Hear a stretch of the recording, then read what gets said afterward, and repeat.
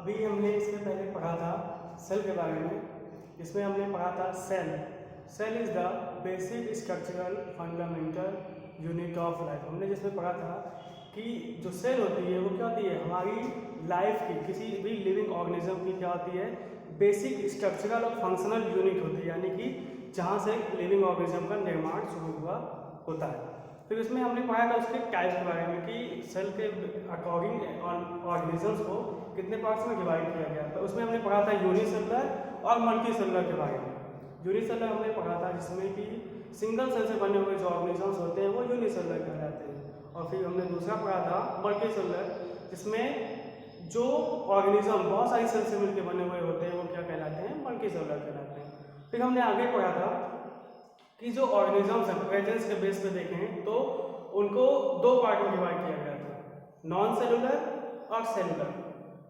हमने सेलुलर में पढ़ा था कि सेलुलर ऑर्गेनिजम्स ऐसे ऑर्गेनिजम्स होते हैं जो कि सेल से मिलकर बने हुए होते हैं, जिनकी बॉडी में सेल पाई जाती है, वो सेलुलर कहलाते हैं। नॉन सेलुलर हमने पढ़ा था कि ऐसे ऑर्गेनिज्म जिनमें सेल नहीं पाई जाती है या उनकी बॉडी में सेल नहीं होती है जब तक कि वो किसी लिविंग ऑर्गेनिज्म के कांटेक्ट में नहीं आ जाते। जब वो किसी लिविंग ऑर्गेनिज्म के कांटेक्ट में आते हैं तो उनमें सेल का निर्माण शुरू हो जाता है।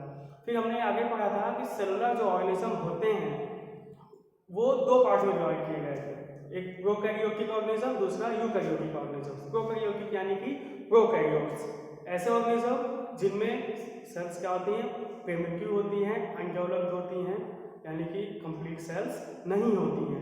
फिर हमने पढ़ा था यूकैरियोटिक, जिनमें क्या था, हमने पढ़ा था जो सेल्स होती हैं नॉन प्रिमिटिव होती हैं, डेवलप्ड होती हैं और एडवांस्ड होती हैं, यानी कि उनमें पूरा कंप्लीट डेवलपमेंट हुआ होता है। फिर अब हम पढ़ेंगे उसके आगे कि जो सेल्स होती हैं वो किससे मिलकर बनी हुई होती हैं या फिर उसमें क्या क्या पाया जाता है। ठीक है, हम पढ़ेंगे structure of cell. Structure of cell, जो सेल होता है वो मोस्टली तीन चीजों से मिलकर ही बना होता है। पहला होता है सेल मेम्ब्रेन या फिर सेल वॉल, यानी कि सेल मेम्ब्रेन और सेल वॉल जो पहला होता है वो। फिर दूसरा होता है न्यूक्लियस, दूसरा होता है न्यूक्लियस और तीसरा होता है साइटोप्लाज्म। इन तीन चीजों से मिलकर सेल बना हुआ होता है। अब हम इन तीन चीजों के बारे में पढ़ेंगे कि ये तीन चीजें क्या होती हैं। पहले हम पढ़ेंगे सेल मेम्ब्रेन के बारे में। सेल मेम्ब्रेन जो होती है इसको प्लाज्मा मेम्ब्रेन के नाम से भी जाना जाता है। इसको प्लाज्मा मेम्ब्रेन के नाम से भी जाना जाता है। ये क्या होती है, आउटर कवरिंग होती है। किसी भी सेल की क्या होती है, ये आउटर कवरिंग होती है, यानी कि जो सेल होती है, सेल में यानी कि जो सेल होती है, सेल का जो कवरिंग होता है वो क्या कहलाता है, प्लाज्मा मेम्ब्रेन या सेल मेम्ब्रेन कहलाता है। ठीक है, यानी कि सेल की मेम्ब्रेन, मेम्ब्रेन यानी कि कवरिंग, मेम्ब्रेन यानी कि कवरिंग और सेल यानी कि सेल की जो कवरिंग होगी वो सेल मेम्ब्रेन है। उसी तरीके से ये प्लाज्मा मेम्ब्रेन के नाम से जानी जाती है। और प्लाज्मा मेम्ब्रेन को सेलेक्टिव परमिएबल मेम्ब्रेन भी कहते हैं। सेलेक्टिव परमिएबल मेम्ब्रेन, इसको सेलेक्टिव परमिएबल मेम्ब्रेन क्यों कहते हैं, इसको सेलेक्टिव परमिएबल मेम्ब्रेन इसलिए कहते हैं क्योंकि ये क्या करता है, सेलेक्ट करता है, यानी कि ये जो आउटर कवरिंग होती है इस सेल में सिलेक्शन का काम करता है। यानी कि इसमें दो प्रोसेस होती हैं। पहला होता है डिफ्यूजन, इसकी फंक्शनिंग होती है। पहला होता है डिफ्यूजन, दूसरा होता है ऑस्मोसिस, दूसरा होता है ऑस्मोसिस। यानी कि सेलेक्टिव परमेबल मेम्ब्रेन का काम होता है सेलेक्ट करना। डिफ्यूजन यानी कि डिफ्यूजन एक ऐसी प्रोसेस होती है जिसमें सेल के अंदर और बाहर गैसेस का एक्सचेंज होता है, वो क्या कहलाता है, डिफ्यूजन कहलाता है। यानी कि the exchange of gases through semi permeable membrane is known as diffusion.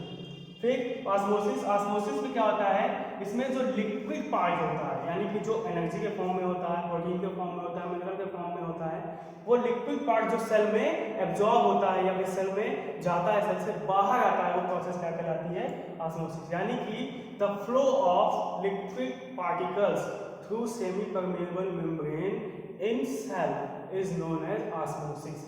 यानी कि ये सेलेक्टिव परमिएबल मेम्ब्रेन की जो क्या होती है, दो फंक्शनिंग, यानी कि सीधे सीधे ये प्लाज्मा मेम्ब्रेन की फंक्शनिंग होती है। और अगर हम बात करें जो प्लाज्मा मेम्ब्रेन होता है इन केस ऑफ एनिमल होता है, इन केस ऑफ एनिमल्स ठीक है। अगर हम बात करें एनिमल्स के केस में तो क्या होता है, प्लाज्मा मेम्ब्रेन होता है। फिर देखते हैं सेल वॉल। सेल वॉल क्या होता है, ये जो सेल वॉल होता है ये प्लांट के केस में होता है, ये प्लांट के केस में होता है। प्लांट के केस में इसलिए होता है क्योंकि आपने देखा होगा कि जो प्लांट होते हैं उनकी जो आउटर कवरिंग होती है बहुत ही हार्ड होती है, बहुत ही टफ होती है, रफ नहीं होती है, बहुत ही मजबूत होती है, जिसकी वजह से इसको सेल वॉल कहा जाता है। यानी कि सेल की जो वॉल होती है, आपको पता है वॉल यानी कि कोई मजबूत चीज, एक कोई मजबूत ऐसी चीज जो क्या करे अंदर की चीजों को प्रोटेक्ट करे, वो वॉल कहलाता है। वैसे ही तो सेल की जो एक मजबूत कवरिंग होती है वो सेल वॉल कहलाती है, और ये सिर्फ प्लांट के केस में होता है। और इसकी जो फंक्शनिंग होती है क्या करता है, प्लांट को टर्जिडिटी प्रोवाइड करता है। टर्जिडिटी यानी कि उसको मजबूत बनाता है, मजबूत बनाता है। दूसरा क्या होता है, ये क्या करता है, प्लांट्स में स्ट्रेंथ प्रोवाइड करता है।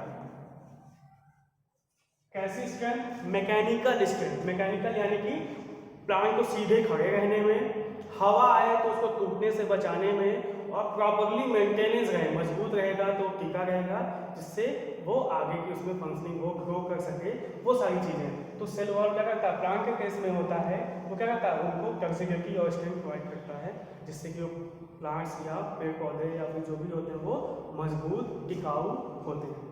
तो ये बात थी प्लाज्मा मेम्ब्रेन और सेल मेम्ब्रेन की, ये पहला पार्ट हो गया। फिर हम दूसरी बात करते हैं न्यूक्लियस के बारे में। न्यूक्लियस, अगर न्यूक्लियस की बात करें तो न्यूक्लियस क्या होता है, एक लार्ज स्फेरिकल मटेरियल होता है या लार्ज स्फेरिकल बॉडी होती है सेल में, जो कि क्या होती है, स्फेरिकल यानी कि गोली होती है, बॉल लाइक स्ट्रक्चर होता है इसका। ये जो न्यूक्लियस होता है ये क्या कहलाता है, सेल का ब्रेन कहलाता है। This is known as brain of the cell, brain of the cell. Nucleus का काम होता है सेल में जो फंक्शनिंग होती है, उसकी जो फंक्शनिंग होती है, उसमें जो भी प्रोसेसेस होती हैं, उसमें जो भी एक्टिविटीज़ होती हैं, उसको कंट्रोल करना। आपको पता है ब्रेन का काम क्या होता है, सेम सेम ये भी क्या करते हैं, न्यूक्लियस भी सेल में वैसा ही काम करता है जैसे कि हमारा ब्रेन काम करता है। तो ये जो न्यूक्लियस होता है ये दो चीज़ों से मिलकर बना होता है। पहला होता है न्यूक्लियोप्लाज्म और दूसरा होता है न्यूक्लियोलस।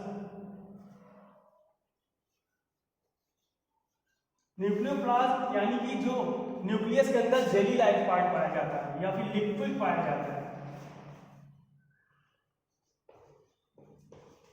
वो क्या कहलाता है, न्यूक्लियोप्लाज्म कहलाता है। यानी कि जो न्यूक्लियस के अंदर जेली लाइक पार्ट पाया जाता है, जिसमें कि न्यूक्लियस के बाकी पार्ट्स रहते हैं, आरएनए, डीएनए, क्रोमोसोम्स वगैरह जो भी अंदर होते हैं, वो कहाँ होते हैं, न्यूक्लियोप्लाज्म में होते हैं, जो कि क्या होता है, न्यूक्लियस का लिक्विड पार्ट होता है। फिर न्यूक्लियोलस क्या होता है, ये क्या होती है, आउटर कवरिंग होती है। न्यूक्लियस की जो सबसे आउटर कवरिंग होती है वो यानी कि spherical body of nucleus is known as nucleolus. Nucleolus जो क्या होता है, स्फेरिकल कवरिंग होती है न्यूक्लियस की, वो न्यूक्लियोलस कहलाता है। ठीक है, ये इतने क्या हुआ है, सेल मेम्ब्रेन, फिर nucleus, cell membrane, cell wall, nucleus. अब पढ़ते हैं साइटोप्लाज्म के बारे में।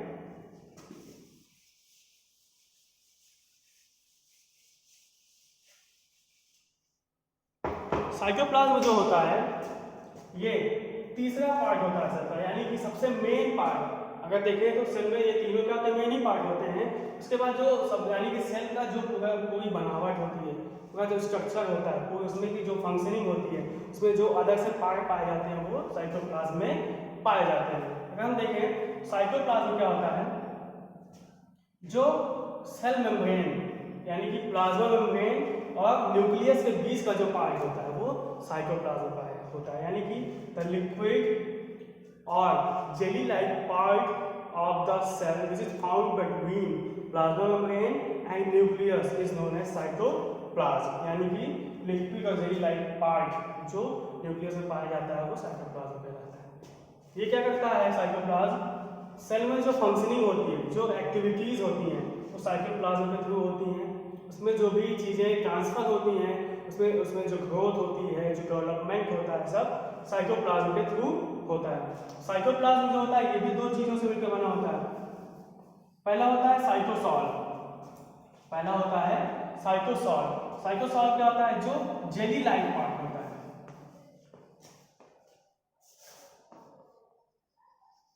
Jelly like part of the cytoplasm is known as cytosol, यानी कि जो साइटोसॉल होता है वो साइटोप्लाज्म का जेली लाइक पार्ट होता है, जो कि साइटोप्लाज्म को नरिशमेंट प्रोवाइड करता है।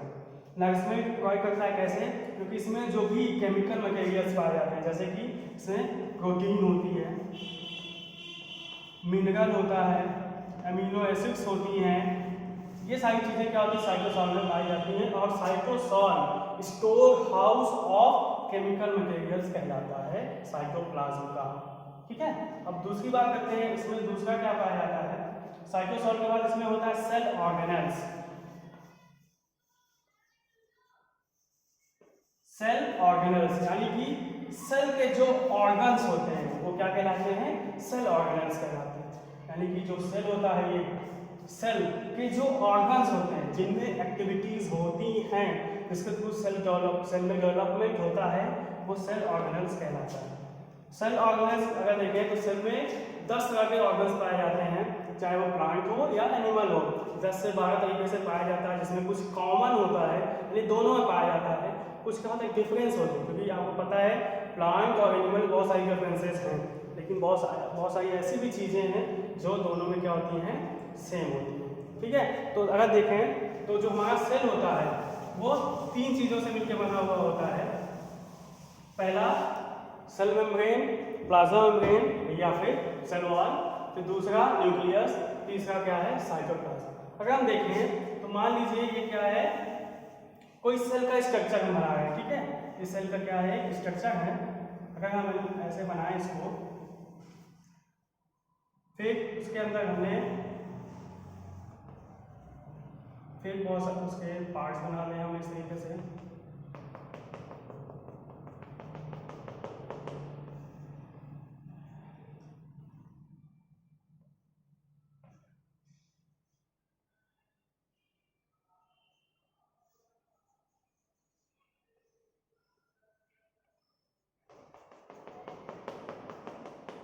हाँ, ये क्या हो गया? मान लीजिए कोई सेल का स्ट्रक्चर है, तो ये इसकी क्या हो गई? आउटर कवरिंग हो गई, यानी कि प्लाज्मा मेम्ब्रेन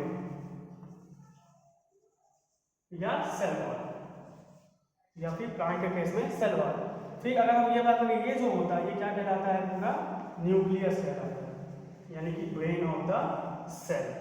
तो ये न्यूक्लियस हो गया। न्यूक्लियस की ये जो आउटर कवरिंग होती है ये क्या कहलाती है? न्यूक्लियोलस। ठीक है, और जो अंदर जेली लाइक इसके अंदर पाया जाता है वो न्यूक्लियोप्लाज्म पाया जाता है। और फिर उसके बाद इन दोनों के बाद जो पार्ट बचता है, ये जो पूरा पार्ट होता है वो क्या कहलाता है? साइटोप्लाज्म कहलाता है। क्या कहलाता है? साइटोप्लाज्म कहलाता है। तो हम अगर देखें तो ये क्या हो गया? न्यूक्लियस हो गया। न्यूक्लियस, ये पूरा न्यूक्लियस हो गया। फिर ये जो आउटर यानी कि ये जो स्फेरिकल बॉडी हो गई वो क्या हो गई? न्यूक्लियोलस हो गई। अंदर का जो पार्ट हो गया न्यूक्लियोप्लाज्म हो गया। इसमें एक चीज और होता है, न्यूक्लियर इन्वेलप।